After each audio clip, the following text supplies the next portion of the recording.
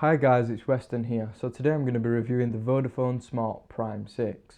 So I'd just like to say a massive thank you to Vodafone for sending this out to review. Now before I start, I'd just like to say I'm doing this one a little bit differently. So I'm going to be talking about what's good, what's okay, and what's bad. So first off, we're going to talk about what's good about the Smart Prime 6. So the first thing I really like about this phone is the design. It's really simple, it's really clean and really minimal. So at the front, you've just got a pretty plain front, so it's just got an earpiece on it, your screen, and then some off-screen keys at the bottom. Surrounding the screen, there's a very nice sort of silver surround, and this it just adds a certain premium feel to the phone. So looking at the side, you've got your volume control and power button. So this is finished off in silver and again looks a little bit premium. Moving down the phone on the same side, you've got a small notch to remove the back cover.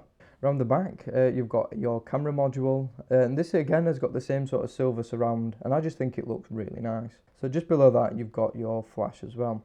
Moving down into the middle of the phone, and you've got a Vodafone logo. Again, this is finished off in silver, and it just looks very nice. And then finally down in the bottom corner, you've got your rear speaker. So going down to the bottom of the phone, and you've got a micro USB for charging and data transfer. You've got your primary microphone.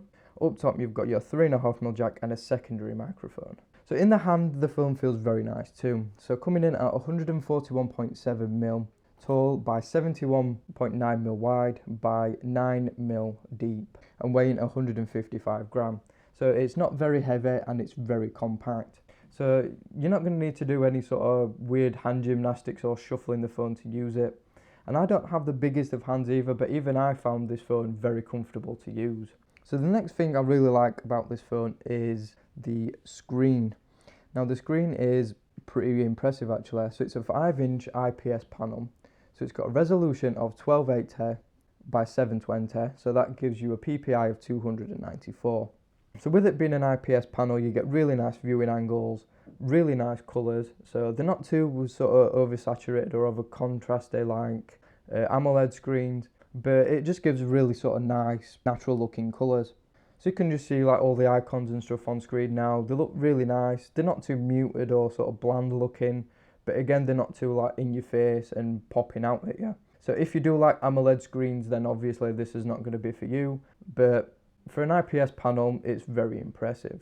The only thing I have noticed that I don't really like is the slightly yellow tinge to the white. Now I know why they do this, it's for a little bit of eye strain relief, but it just makes the whites look a little bit, like I said, yellow. So the next thing I like is a really cool feature what I was not expecting to find on this phone, and that is double tap to wake. Now you'll have probably seen double tap to wake on more flagship phones, but for a phone at this price I just wasn't expecting it whatsoever. The next really awesome feature I like is NFC. Now we've all seen that a lot of flagship phones and a lot of phones haven't got NFC this year, but this one has. So if NFC is a must-have for you, then this is definitely worth considering. The next cool thing that I found is in the settings menu, and this is sort of your favourite app selector. So what you do is you go down to display, select favourite home screen app, and on here you get a massive selection of all your apps. And what this allows you to do is select one app that you use the most. So when you do that, you just select whichever app you want, return to the home screen, and then by swiping left to right, you can actually fire up that favourite app without having to launch it, which I think is really awesome. So the next thing I like about this phone is the performance. So it's packing a Snapdragon 410, an Adreno 306 and 1GB of RAM. Now the only thing that's a little bit of a negative here is the 1GB of RAM. So that means multitasking isn't that brilliant. So that means obviously if you're switching between apps quite often, it does take a little bit longer than it would with 2GB of RAM, but it's still nothing that's unbearable. But overall the performance is very nice. So flowing through the UI, switching to your app drawer is very, very smooth. There's no sort of lag or anything like that, and it just looks and feels very nice. So gaming performance again is very impressive. The only issue is apps do take a little bit longer to load. But once you're actually in the gaming app itself, it plays perfectly fine. So you can just see some footage from Asphalt 8 here, and it's playing really smooth. There's no frame drops or lag or anything, and it's really impressive. So if you want to see some Geekbench and Antutu benchmarks, I'll leave the scores down in the description if you're into that sort of stuff. So the next thing I really like is the UI. Now, most Vodafone phones have a stock-like experience, to be honest. So if you like your stock-like Android experience, then this delivers that. The only thing that's not stock-like is the included apps, which I'll talk more about later on. But if you're familiar with stock Android, then it's pretty much exactly the same as that, with a few extra additions. So the next thing that's really cool is expandable storage. Now, expandable storage is something I really love, and again, something omitted from quite a lot of phones this year. So with this phone, you can expand up to 64 gig via SD card, which you will need actually, which will again come to later on. But being able to expand your storage is fantastic. So that means you can put your music library, your photos, videos, and not be worried about space. So the next thing that's really impressive about this phone is the battery life. So you can see on screen now is some screenshots of the battery life. So you can see the first one is with 1 day moderate use. So this is a mixture of gaming, social media, internet browsing, emailing and all that stuff. And that gave me a screen on time of 5 hours and 50 minutes, which is absolutely astonishing. The next day was with heavier use, so that's more gaming and more video watching. But that still gave me a screen on time of 5 hours and 12 minutes, which is absolutely incredible for the money, to be honest.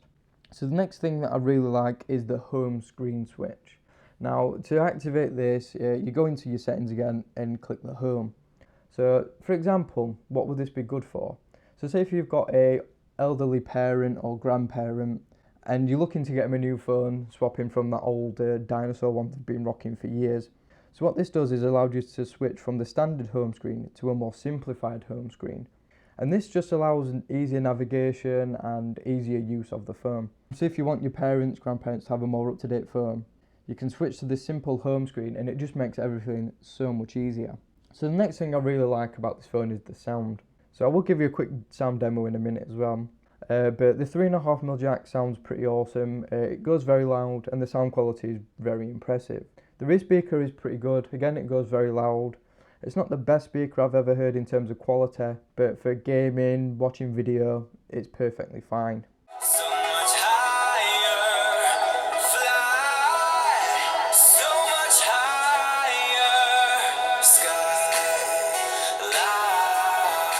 So now we get onto the things that are okay and bad. So the first thing that's okay is the camera.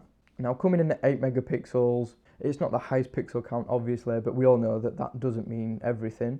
The only thing that is an issue is actually the pictures themselves. They're either overexposed or underexposed, not in focus or in focus, and just getting a picture is quite difficult. And when you do actually get them and you actually get a photo from it, the photos can be oversaturated or undersaturated and overexposed and all that stuff. And just getting a good shot is very, very difficult with this phone. So which is why the camera is okay. It is capable of getting decent shots, but more than likely it doesn't. So the next thing that is just okay is the 8 gig of inbuilt storage. So that gives you around 5 gig free to use. So that's not very impressive, to be honest, but luckily you have that expandability, which you definitely will need. So now we get onto the things that are quite bad. Now, a couple of these are isolated incidents, so I wouldn't worry too much about these. It's just I wanted to share my experience. So the YouTube app on this phone just refuses to work. Now I've been on all the forums, I've factory reset the phone, and I'm still getting the same error message on the YouTube app. So I've been having to watch it through Chrome on the actual mobile side. So the next problem I'm having is the phone just flat out refuses to record video. Now again, these are isolated incidents, and I've talked to other people who've got the phone and they've not having this problem at all. But I'm just reporting it because obviously it's what I've experienced. So even after I've installed an SD card in it and using multiple camera apps, the phone just will not save video no matter what I do. So like I said, it probably won't happen to your device, but it did happen to me. So the next thing I don't like is all the included Vodafone apps. Now I know carriers do this and they do put a lot of apps and stuff onto the phone, which you don't necessarily need, but it's just one of them things of being a carrier locked device. So what do I think of this phone? Well, to be honest, I think it's fantastic. All the pros outweigh the cons, and like I said, most of the negatives are really isolated incidents.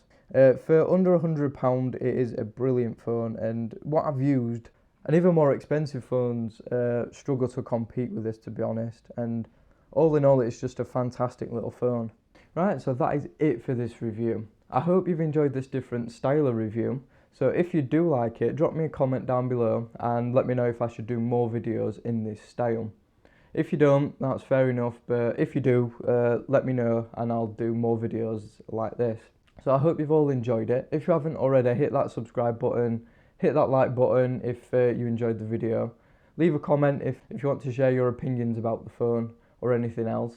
So thanks again, and I will see you all on the very next one.